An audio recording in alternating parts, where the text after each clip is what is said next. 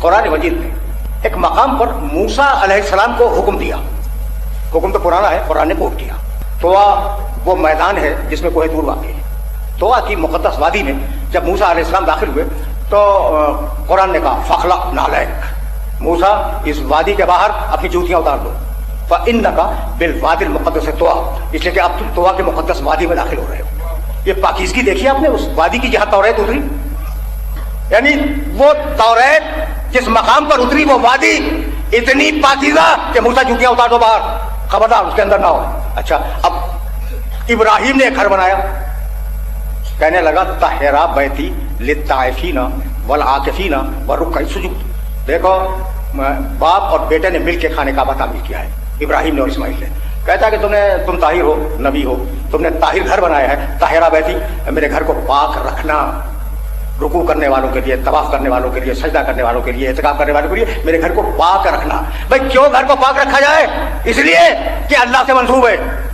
उस वादी का एहतराम क्यों? इसलिए कि अल्लाह से मंसूब है। तो समझ रहे हो ना, ये निस्बत का फलसफा अगर समझ जाओ। अच्छा भाई, तो अब निस्बत तो है।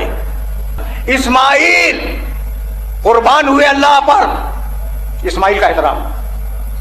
दुम्बा कुर्बान हुआ इस्माइल पर, दुम्बे का एहतराम।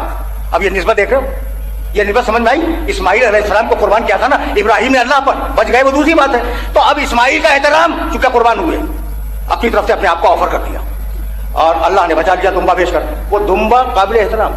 हद तो यह है कि कुरान ने कहा उस दुम्बे के गले में जो रस्सी है वो काबिल एहतराम। भाई अजीब बात है, अजीब बात है। रस्सी जो कुर्बानी के दुम्बे के गले में बांधते हो वो शायरुल्लाह में है और काबिल एहतराम है। तो कुछ बात समझ रहे हो? तो अगर ये एहतराम का फलसफा समझ में आ गया कि अल्लाह पर कुर्बान हुए इस्माइल, भाई बहुत तवज्जो है, काबिल एहतराम। इस्माइल पर कुर्बान हुआ दुम्बा, काबिल एहतराम।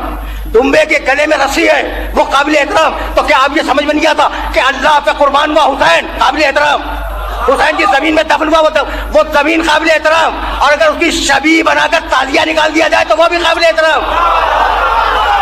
निस्बत का एहतराम है। अब मैं कैसे समझाऊं अपने सुनने वालों को? भाई इबादत अल्लाह की है, इबादत काबे की, इबादत तो अल्लाह की है, झुक रहे हो काबे की तरफ, लेकिन तुम क्या काबे की इबादत कर रहे हो? नहीं, इबादत है अल्लाह की किबरियाई की। तो अब उसूल ये है कि जब तक कोई ठोस शय न हो मोहब्बत का इजहार मुमकिन नहीं है। अगर काबा न हो तो हम कैसे उसकी किबरियाई का ऐलान करें? तो कोई चीज चाहिए ना। तो अब ये जो पूछ रहे हैं कि अब्बास के अलम को क्यों चूमते हो, हुसैन के ताजिए को क्यों चूमते हो, तो हाथ है अलम और ताजिए पर, चूमा जा रहा है हुसैन की इमामत को और अब्बास की इताअत को।